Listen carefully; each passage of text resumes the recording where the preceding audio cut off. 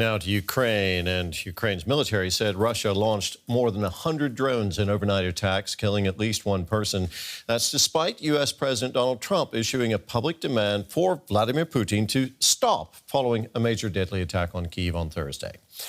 Trump insists a peace deal is coming soon and said Russia had already made a major concession by not seeking to conquer all of Ukraine. U.S. President Donald Trump says he wants to bring an end to the war in Ukraine.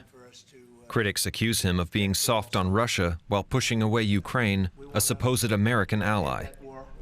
In the Oval Office, Trump denied that he's letting Moscow off easy.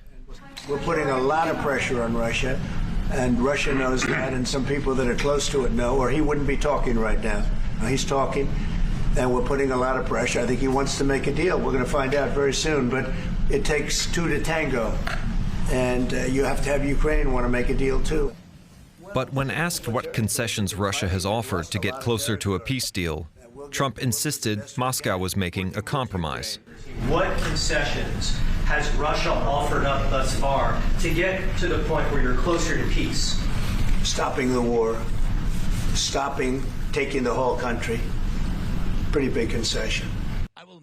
Trump has been critical of Ukrainian President Volodymyr Zelensky, calling him more difficult to deal with than Russian leader Vladimir Putin. NATO Secretary General Mark Rutte, who was at the White House to discuss Ukraine, said it was Russia who needed to make the next move toward peace. We'll see, but there is something on the table now, I think, where the Ukrainians are really playing ball, and I think the ball is clearly in the Russian court now.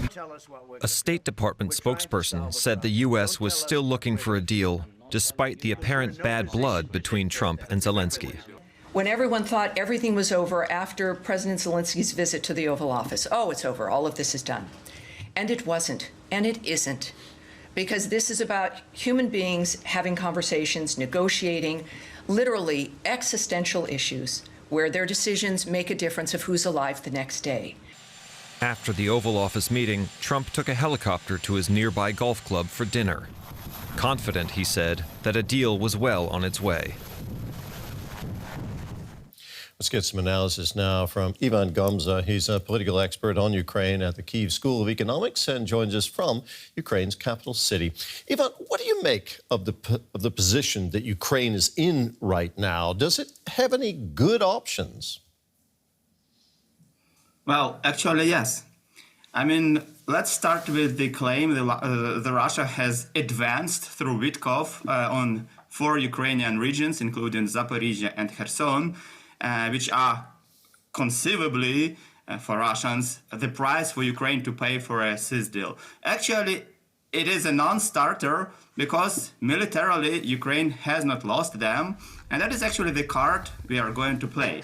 Because contrary to what President Trump claims, Russia is not able to conquer the whole Ukraine, although that is their aim, their strategic goal, and given that they failed to do it, we shall continue fighting, and that is the main reason that Russia and the Kremlin is currently using another backdoors, diplomatic backdoors, to nudge President Trump and his administration toward accepting these maximalist goals. But once again, let me repeat, I want to emphasize it. Militarily, Ukraine has much to use and to oppose Russia. Okay, so the good option for Ukraine, in your opinion, right now is to keep fighting. Russia's foreign minister says that the U.S. proposed deal to end the war in Ukraine still needs to be fine-tuned, but he believes the process is moving in the right direction. That's Russia's point of view. How do you see this playing out? Absolutely not. It is not playing out. I mean, we see only claims which are camouflaged as a concession, which it is not. And given that those claims have nothing to do with the reality on the ground and the abilities and capacities of Russia, it is not going to anywhere. Moreover, think about the so-called, and I only can say so-called, ceasefire during the Eastern festivities. Russia still continued to shell some border towns in Ukraine. It also killed a number of civilians in Pavlograd, and it is the most essential, it used the silence of Ukrainian guns to clear up the minefields near the contact zone, the combat zone, and also to push forward and deploy their artillery. So for them, it was a ruse, and given that there is no genuine desire manifested by Russians actually to achieve any settlement, we see the war continuation. Now, President Trump says he's putting a lot of pressure on Russia, though there's little evidence of that from Ukraine's perspective. What kind of pressure do you think could make Putin change course? Well, I would say that given the economic situation in Russia, Russia's Achilles part of Russia is its economy. So U.S. should continue putting and pressure and mounting the pressure on Russian economy, for instance, making its trade with oil and other natural assets more difficult. And it also should nudge other countries like China and India toward imposing sanctions on Russia. And given this strategy, when it is applied consistently and comprehensively, then one way or another, given, let's say, another 100, 200 days of war, Russia will have to stop its war effort. So the point is, to paralyze Russia's war effort, we, that is Ukraine, Europe, and the United States, should work together and tackle its economy. Okay, we're going to have to leave it there. Ivan, thank you very much. That was Ivan Gomza, a political expert on Ukraine at the Kyiv School of Economics.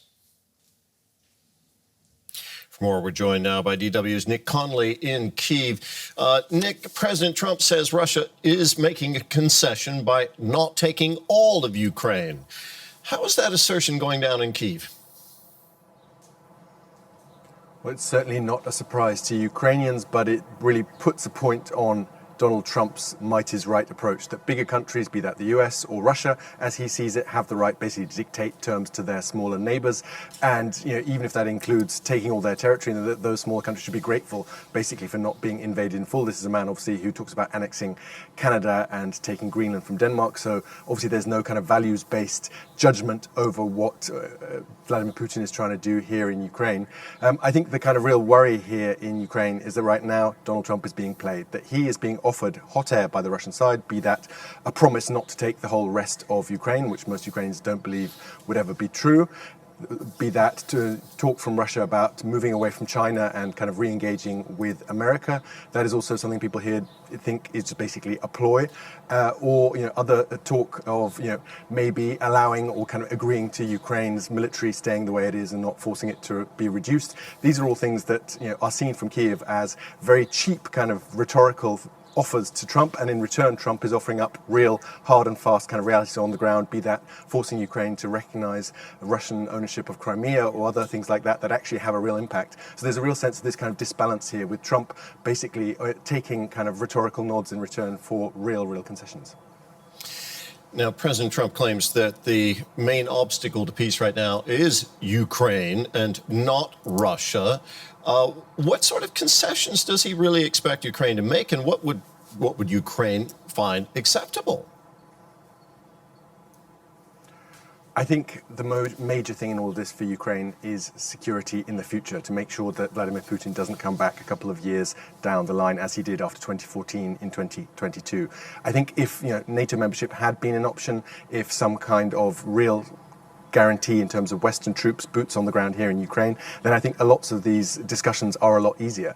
When Ukraine says it will never recognize Russian ownership of Crimea, that isn't so much about Crimea. Lots of people will say, oh look, this is unrealistic, Ukraine is never going to fight and be able to get Crimea back. But the real sense, the real fear here in Ukraine is that if you legalize Russia's control of Crimea, then in a couple of years' time you're going to be forced to do the same for the regions of eastern Ukraine that Russia controls, and that Russia will come back, that Russia will have been rewarded, that changing borders by force is rewarded, is something that actually pays out, that maybe you have a couple of years of sanctions, you get told off a bit, and then eventually you get to legalize what you've stolen. So that is the kind of precedent that people see here, and I think short of kind of some real guarantees that if not America, then Western Europe is going to actually take a risk, take a lot of money, and also have the risk of kind of public opinion being divided about it, send troops here to make sure that Ukraine is a place that people actually want to come back to after this war and not sit it out in Western Europe. Because otherwise there's a real risk that once this war is frozen, you'll have millions of people leaving this country for Western Europe because they just just don't want to wait around for Vladimir Putin to come again. So security guarantees vital for Kyiv. Nick, thank you so much. DW's Nick Connolly there in Kyiv.